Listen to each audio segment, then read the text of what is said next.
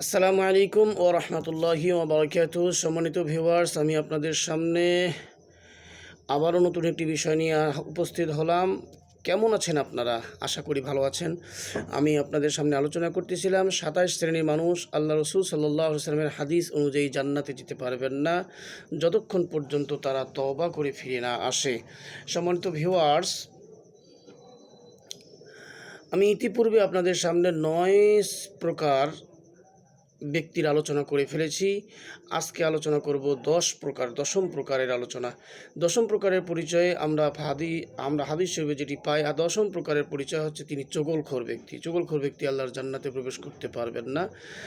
আমি অতি সংক্ষিপ্ত আকারে চগলখোরের পরিচয় আপনাদের সামনে তুলে ধরছি। চগলখোর এমন একজন ব্যক্তি যে একজনের কথা অন্যজনের নিকট গোপনে এমনভাবে বলে যে যার মাধ্যমে উভয়ের মধ্যে ঝগড়া, বিবাদ, মনোমালিন্যতা তৈরি হয়ে থাকে। সম্মানিত ভিউয়ার্স, এই সকল ব্যক্তি আমাদের সমাজে আমরা অহরহ দেখতে পাই। এ সম্পর্কে এই সকল ব্যক্তিদেরকেই চগলখোর বলা হয়। আর এই চগলখোর সম্পর্কে আল্লাহ রসুল সাল্লাল্লাহু আলাইহি ওয়াসাল্লামের একটি হাদিস হযরত হুযায়ফা রাদিয়াল্লাহু তাআলা আনহু বর্ণনা করেছেন।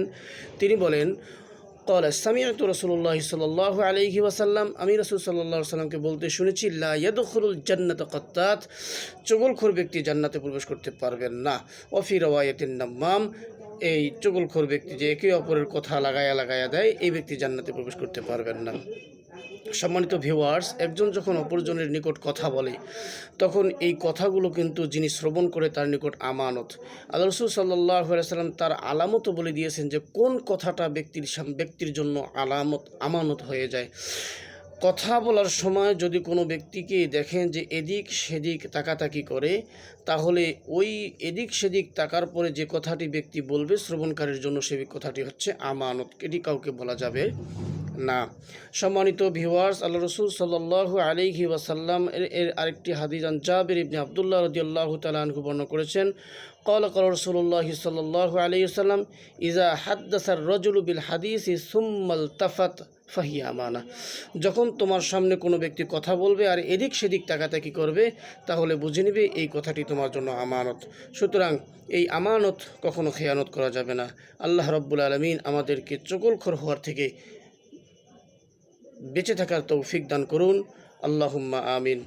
দেখা হবে আরেকটি আগামী ভিডিওতে 11 নম্বর বিষয় নিয়ে।